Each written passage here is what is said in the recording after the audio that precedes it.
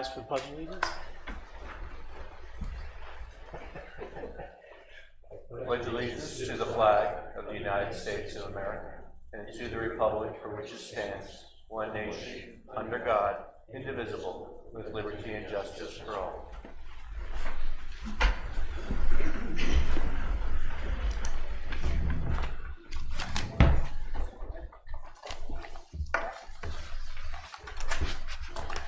Good evening.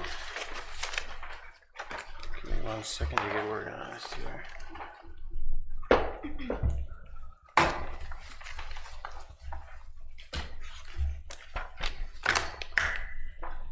Can't find Jack's legal doc. Can you just get us? Oh, here it is. All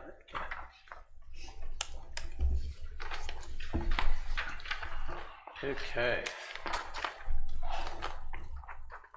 So we had executive session on March 7th to discuss legal issues, as well as this evening prior to the meeting to discuss personnel, as well as additional legal issues such as Allard, Hange, Link, and Pileggi.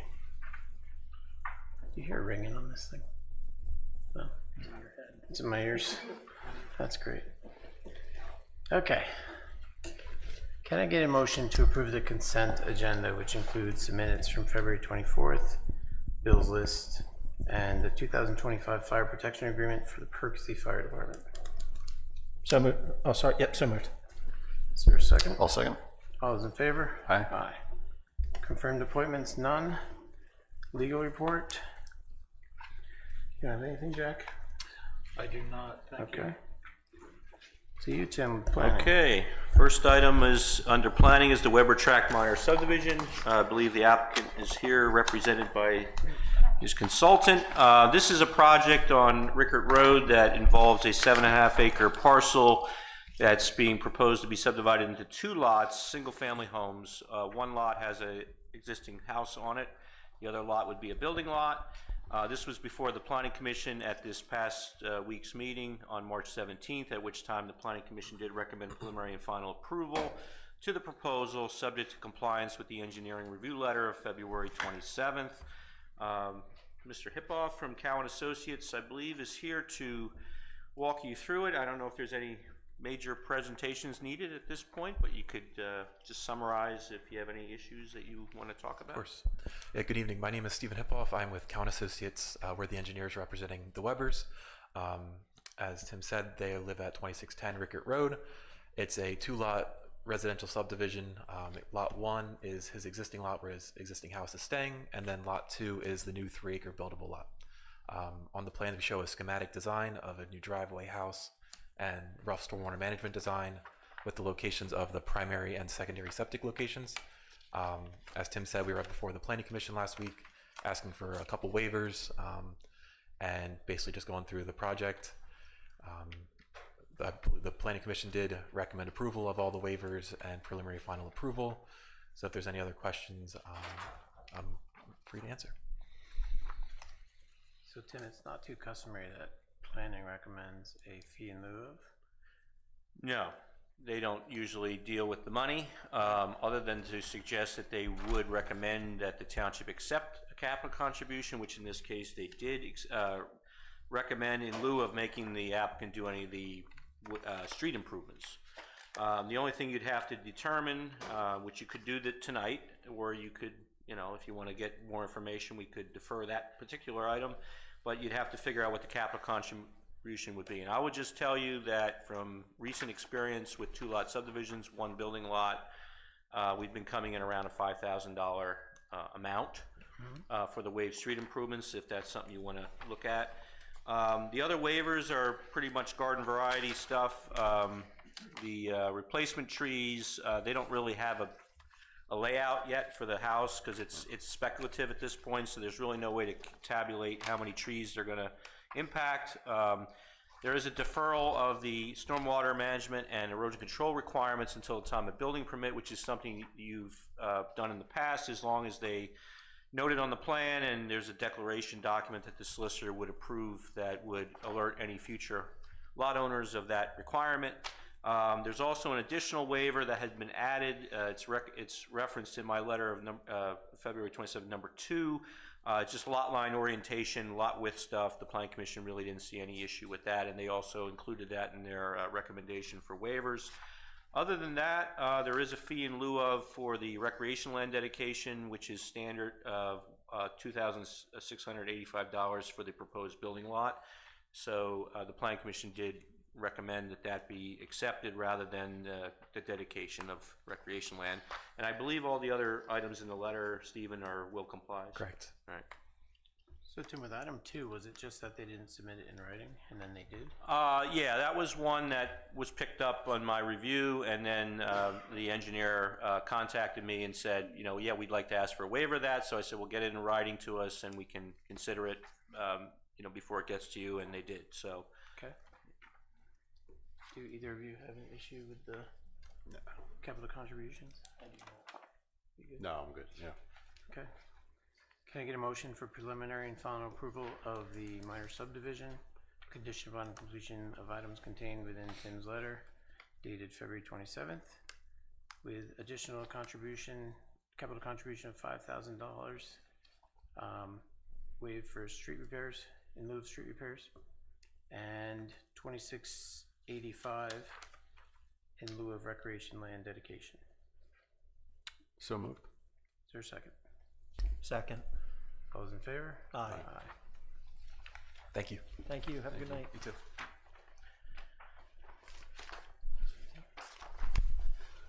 All right, then we will head on to the next item, which is the Vitelli Property Minor Subdivision Sketch Plan. I see Kristen Holmes, one of the principals of Holmes Cunningham, here tonight to present. This is another 2-lot subdivision proposal. This is only a sketch plan, so there's really no action required tonight from the board. However, the applicant had been to the, I guess it was the February 17th Planning Commission meeting, and the Planning Commission did an informal review. I think the applicant just wants to also present the plan before you to see if there's any issues or concerns. So Kristen, I'll let you take it away. Thank you. Good evening. Yes, as Tim described, we are here for a minor subdivision. This is a sketch plan. There is currently an existing home with driveway on the property. The subject property is 305 Welcome House Road. We're looking to maintain that existing house and driveway, subdivide for one new building lot. We would use the existing driveway as a shared driveway for the new building, for the new dwelling, and subdivide that off. You may see the lot line is a little irregular, and that's to work within the constraints and the natural resources that we have on the property, as well as the septic preliminary testing that has been done in order to fit 2 tests per lot for the 2 building lots.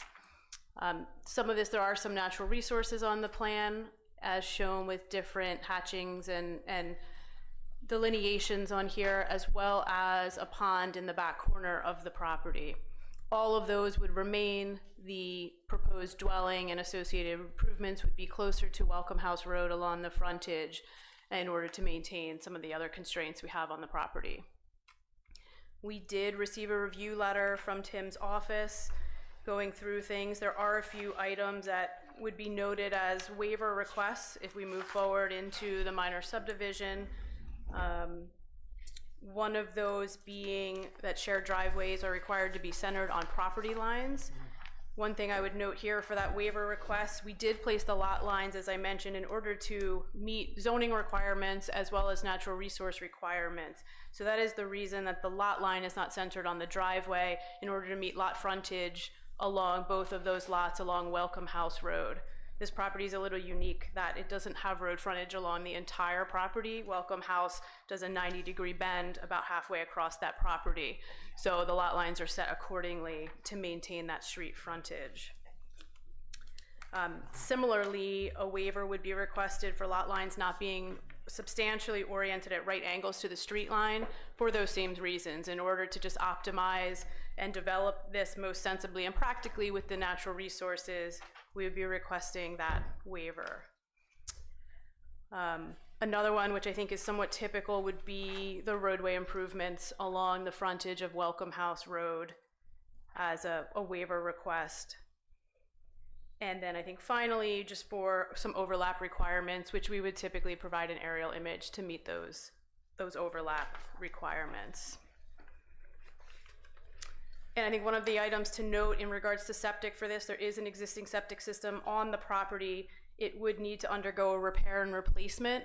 So we would be working through that as we're working through the subdivision process. So we would be looking for the township to do a residual tract waiver for sewage planning on this one, with the replacement of that system being done before we submit for subdivision. And I would open it to questions or comments. If I could just quickly jump in. Kristen, you may remember, or you weren't at the meeting, but I know you know, there was an issue that was mentioned by one of the Planning Commission members about the pond.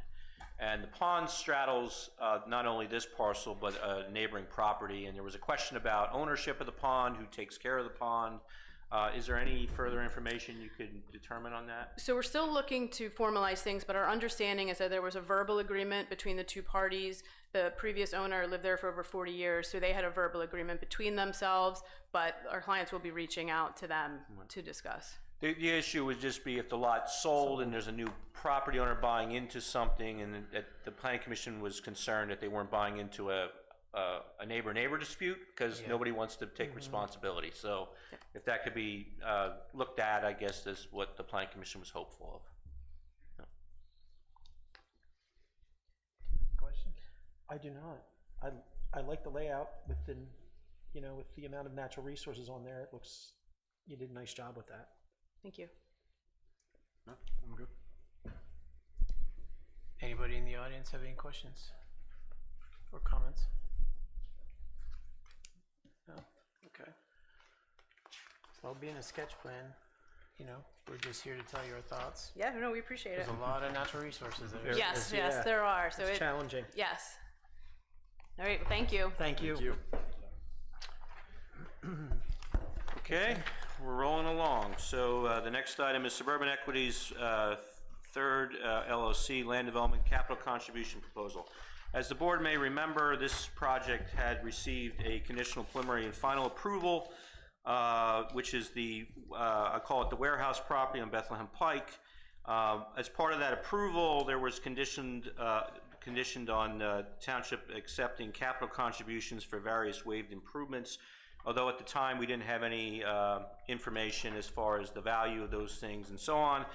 Subsequently, Mr. Van Leuveney, who's here tonight representing the applicant, had provided a correspondence to my office from March the 7th, which should have been in your packet, I believe.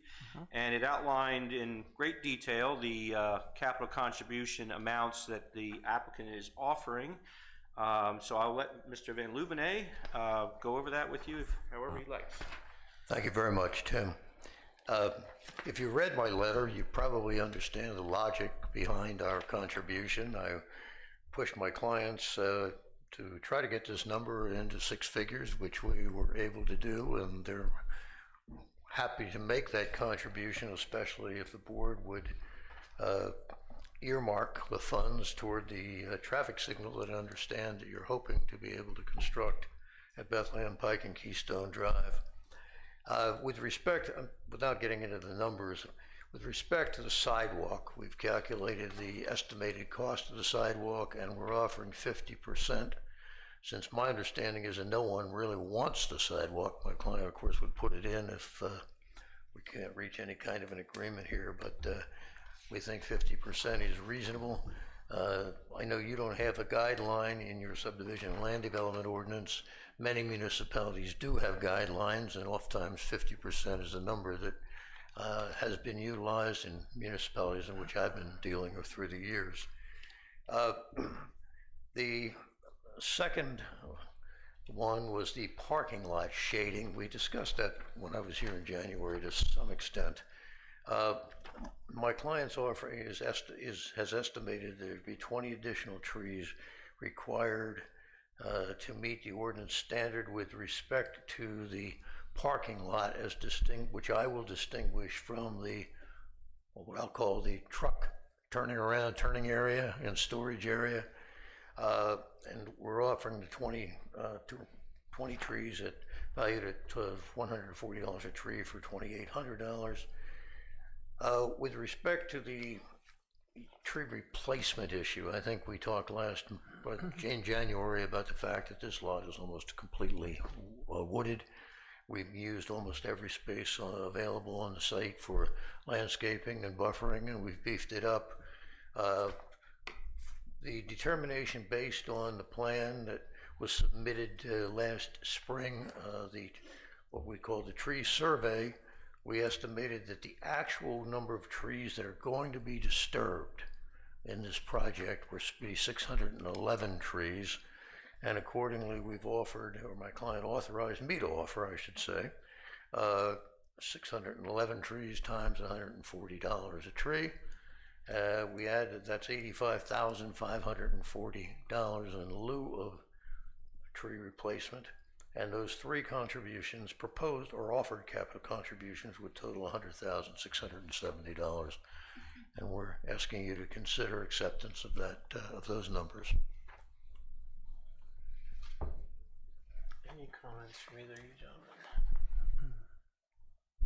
I do not. I think Mr. Van Leeuwen's discussion here was right on point. Those were the things we did discuss, and the big one was the trees, obviously, that there was really no place to put them due to the way it was configured.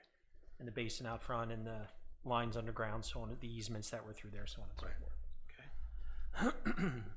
Okay. What's the, is $140 a reasonable cost for a tree? Well, in the smaller variety trees, that would be okay. Usually for a street tree or a larger tree, it's more. But then you have also the installation costs, you have the maintenance cost of the tree, and that sort of thing. It all adds up that way. I guess the other thing I would point out here is the capital contribution would be payable at the time or before plan recordation, right, Mr. Van Leeuwen? That's correct. That's what you're offering. And also the capital contribution is unrestricted in terms of it wouldn't have to be used for trees, because I think Mr. Van Leeuwen's letter states that they would hope that the township would use this for the signal, so they would not be expecting that the township would be using it for trees. That's also correct. So.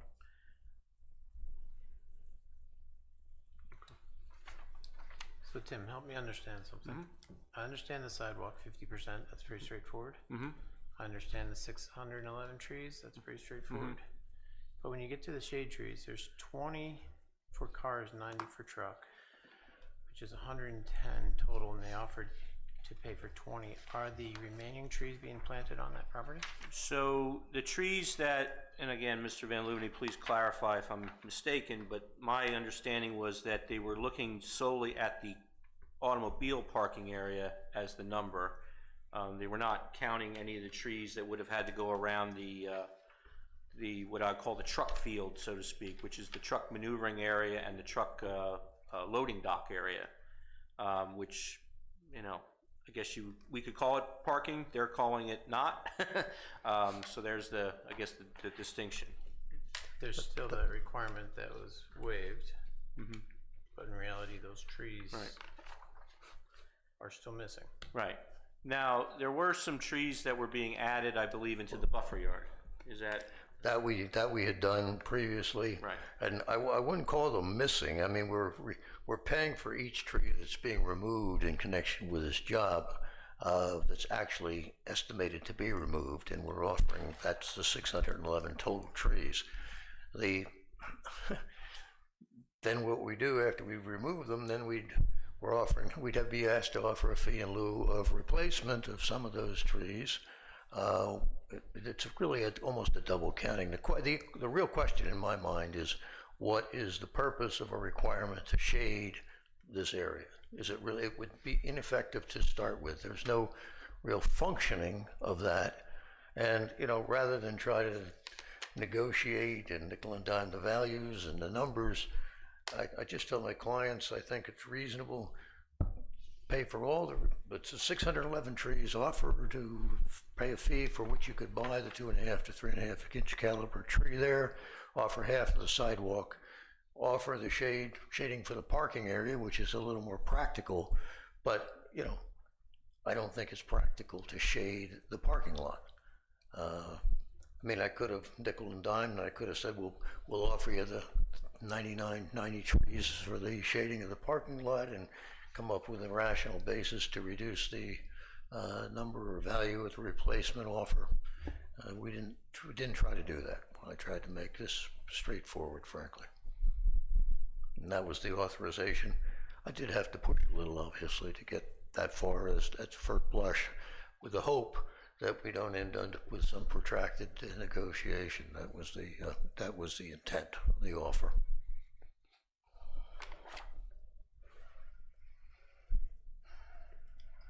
I don't know, in my mind, I see 110 trees missing, and even if you go with the 50%, you know, you're looking at a replacement of 55 trees or 7,700 compared to 2,800, difference of 4,900 bucks. Does that make sense to anybody else?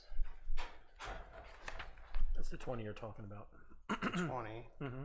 plus you have the 90 for 110, they're offering to replace 20. In my mind, there's still some missing there. If you subtract, I don't know, I still think you're looking at about 55 trees times 140. That's 7,700 instead of the 2,800. That's half of the 110. And again, I'm not trying to nickel and dime your client either, but you started the 50% thing. I'm just following through. I wasn't able to hear your You started the 50%. whispering or low talk speaking to your colleagues up there, so I don't know exactly what you said. I said you started the 50% thing with the sidewalks. I'm just following it through the rest of it.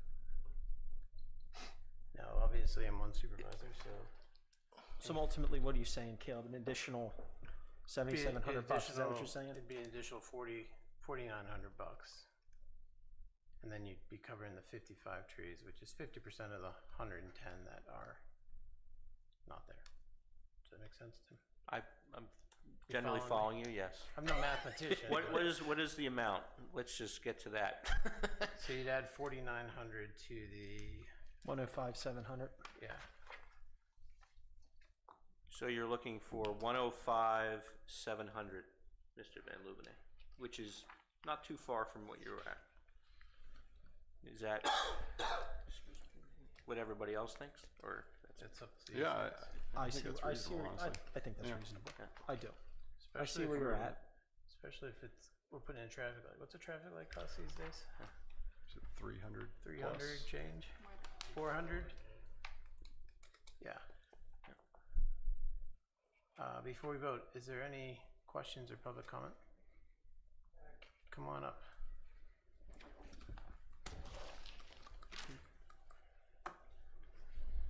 Mark Geitz, 4422 Bethlehem Pike. I just a question on the road. Bethlehem Pike's a state road. Does a township pay for lights on state roads? I'm just curious. If it's a traffic light and it's a state road, who pays for it? all the traffic lights, even on state roads, Mr. Geitz, are owned by the township. Okay, Believe it or I was not. just Yeah, curious. no, I understand the question, and we'd like it to be the state as well. We don't want it to be us. But the way it works is the township has to own and maintain all the traffic lights, even if they're two state roads intersecting with. Okay, each I was other. just curious. Sure. Yep. What was that? Well, if who deems that their light's necessary? Does that go through the state, or does that go to So, the township? yeah, how it works is that the township can request that the state evaluate the intersection for what they call warrants for traffic signals. So that would depend on several factors, including not only accident history at the intersection, but also volumes. If it meets the warrants for a signal, then the township would have the responsibility to get the permitting done, put the plan together to put a light there, but then that would go to the state for review and approval, and they would have say in things like placement of the poles, the timing of the signals in terms of the, how long it stays on red and this and that.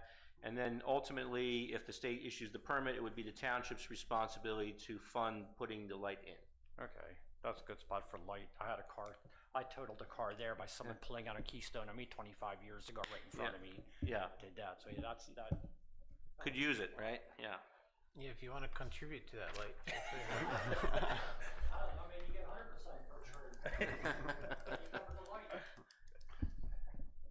Okay. Any other comments, guys? None for me, Caleb. Just on the utilization, can we just make it somewhat general? Especially, I don't know if that we think that intersection probably would need a light, but I don't know if it comes back saying it's not needed, or just so we have flexibility to still utilize the money. Our offer was without strings. We've just, you had mentioned it at the last meeting. I talked to my clients about it, and they said, okay, and they would not require that you earmark the contributions for particular purposes. Okay. Tree replacements are often put in the fund, at least in my experience, and then you're stuck with that until you have a place to put it. Right. So in my view, the offer had a little more value than it might if we were putting $85,000 up, or in this case more than $85,000 for tree replacement. I thought perhaps that would convince you that it was a reasonable offer to make, frankly, under the circumstances. It's fairly reasonable. Yeah. Okay. Can I get a motion? I think we have one more person. Oh, I'm sorry. Yep. Come on up. Sorry, I didn't interrupt you. No, that's all right. I still understand. Sorry, I didn't see you there. More of a general tree question, but being that this is an extremely heavily, should I say Lauren Geitz, 4416 Bethlehem Pike. Thank I should you. probably say that. Thank you. Being that this is an extremely heavily wooded and heavily populated lot by animal species and some of the endangered Pennsylvania plants, these 600-ish trees that are being removed from that lot, will there be guaranteed that those 600-ish trees will be placed or planted elsewhere in Hilltown to make up for those being removed from our township, since it is a significant number of trees at potentially another township-owned property or park? I think in this case, the 611 trees, or 85,000 approximately dollars, was going to be applied towards a traffic light on that intersection. We do have an account, correct, for a tree replacement? We do. In our township. Yeah. Quite often it is, as the attorney was saying, it's pretty difficult to find spots to plant trees. So, but yeah, I understand what you're saying. In this case, it was asked to be applied towards a traffic signal. Yeah, completely. That's fine. Or unrestricted. Yeah. Because normally when it comes Yeah. in, it's designated for tree replacement. I mean, we Now we're definitely do saying, need the traffic symbol, and I mean, money Yeah. doesn't grow on trees. So, speaking of the tree fund, If only, huh? Plant more trees. Assuming, like Joe said, it's not needed for. You're right. Correct. Okay, can I get a motion for a capital contribution in the amount of $105,700, fee in lieu of sidewalk installation, tree removal, and replacement? So moved. I'll second. All's in favor? May I ask public comment? No, I'm not. I just wanted you to make the motion. I will get back to Mr. Fulmer tomorrow and let him know whether my clients are willing to increase their offer. Is that fair? Yeah, that's fair. Okay, sounds good. I don't expect to see you again to discuss this. Okay. Any additional public comment? You're welcome back, John. Yeah. Not trying to I find- understand. Yeah. Okay, Thank you very much. Thank you. Take care, John. seeing no additional public comment, all those in favor? Aye.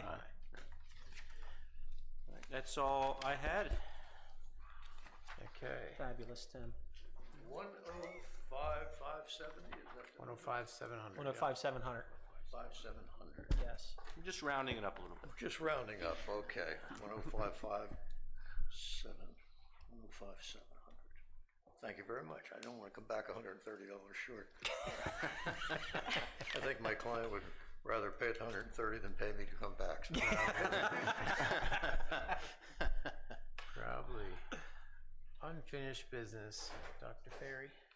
Thank you, Mr. Chairman. Up first, under unfinished business, is a motion to approve the 3-year auditing services contract. This was a RFP that we had put out back in Q4 of 2024. This has been on for a couple months under consideration. Being that we have full board present, it is on for consideration for tonight. We do have 2 Submissions to the RFP, one with Witham Auditing Services and one with Dunlap, who is our current auditor. So that is up for a vote tonight, if there are any questions from the board. Just a reminder on the cost that came in for both of those. So for Witham, for 2025, they would be charging $25,000. For 2026, they'd be charging $25,500, and for 2027, they would be charging $26,000 for their audits. Dunlap's pricing for 2025, they would be charging $16,500. For 2026, they'd be charging $17,500, and for 2027, they would be charging $17,500. And for Dunlap, they have also confirmed that we would be assigned a new auditing team since we have used them for the past few years. Okay. Right. Joe, comments? Questions? No, I'm good. I think I'm good as well. I'm good with Dunlap. I'm good I would with say. Dunlap. Okay, likewise. Can I get a motion for the approval of Dunlap for a 3-year auditing service contract? So moved. Is there a second? Second. All those in favor? Aye. Aye. Okay.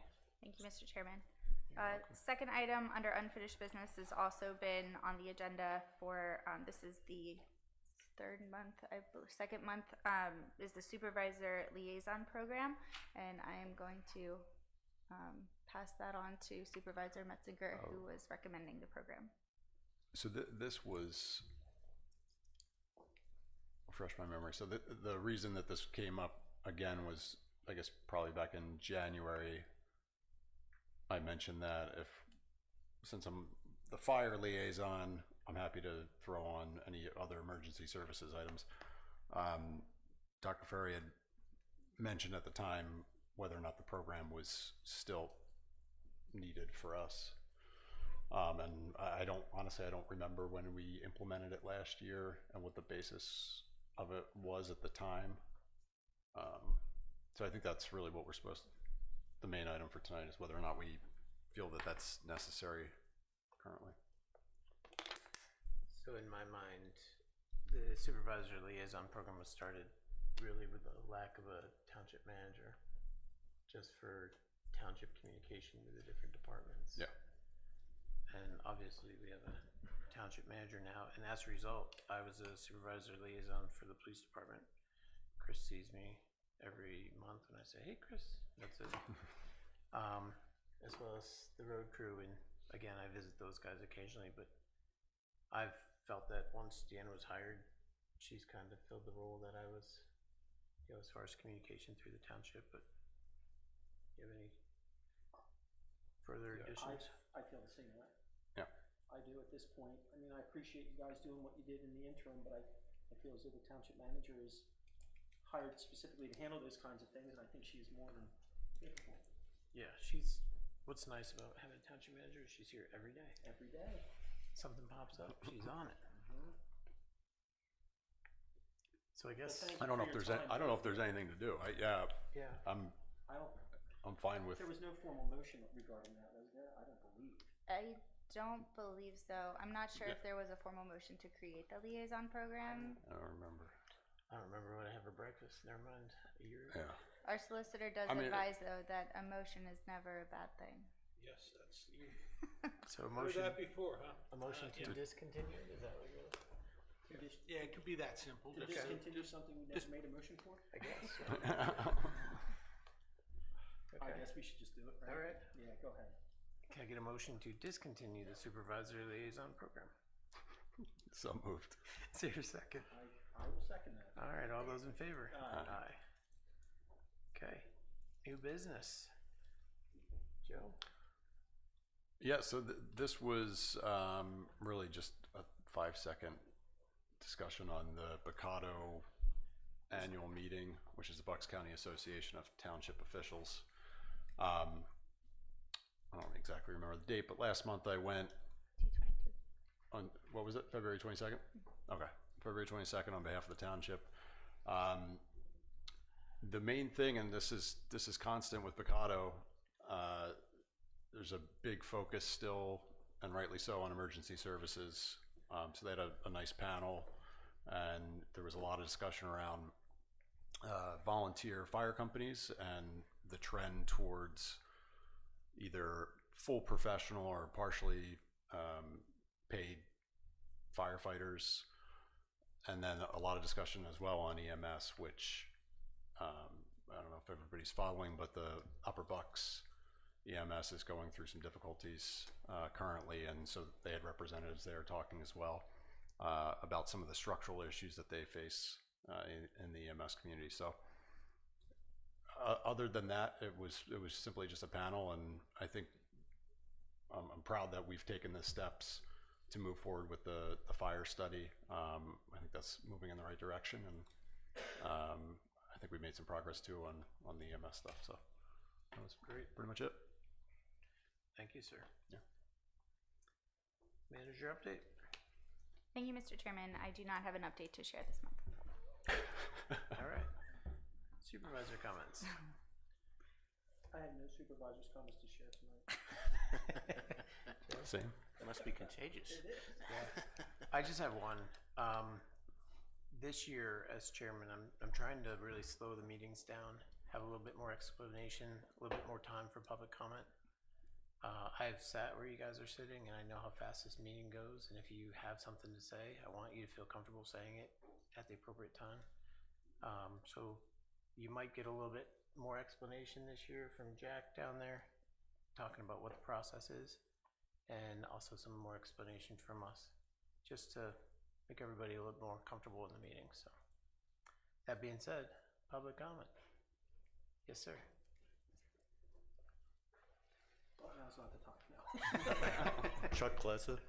I was wondering, since you brought up the fire stuff, I was wondering what was the opinion of the supervisors and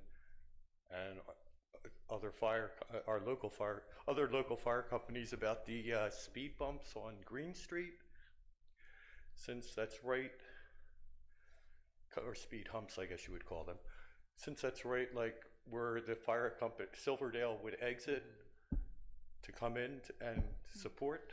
Those are in the borough. Those are in Yeah. the borough themselves. Yeah. Correct. Yeah. I haven't heard anything. I never thought of them, to be honest with you. Yeah. As far Well, as I mean, fire truck goes. because there are certain designs for emergency vehicles that it doesn't slow down the emergency vehicles, but their design is not that way. It's the solid Yeah. hump all the way across. I mean, Yeah. the pass-throughs for the wheel. Right, exactly, yeah. I was just wondering, did that ever come up as a discussion? It's the first time hearing of it. They actually, go ahead, Deanna. Oh, no. They actually wouldn't even discuss that with us, being there, Well, they're in the borough. in general, it was the borough's project. They did it themselves, so it wouldn't have come to Hilltown for any consideration here. Right. Because it's not in our jurisdiction to, have the borough do something for us in their borough. But I don't know if Silverdale themselves had done any consultation with their fire company on that. I can't answer that. Yeah, okay. But I know what you're saying, because they travel that way to get to Hilltown. I know what you're saying. Sure, that's like Yeah, I the know what you're direct saying. route right into Hilltown is down Green Street, right into the Yeah. heart. Probably that's the area that they service in for Hilltown, right? Unrelated to the fire company, Silverdale Borough did just have a engineer sketch for a town center concept that might be addressing the speed bumps. That's on Green Street, off of Green Street. Yeah. This is when is this? They just put it out to public, I believe, last month in February. Oh, okay. I'll have to. It might be on their website. I Yeah, haven't yeah. checked. All right, I'll look at that too. Yeah. All right, thank you. Thank you, sir. Anyone else? Public comment or questions? No? Okay. Press conference, no press. Motion to adjourn at 7:41. So moved. Second? Second. All those in favor? Aye. Thank you all very much for coming. Appreciate it.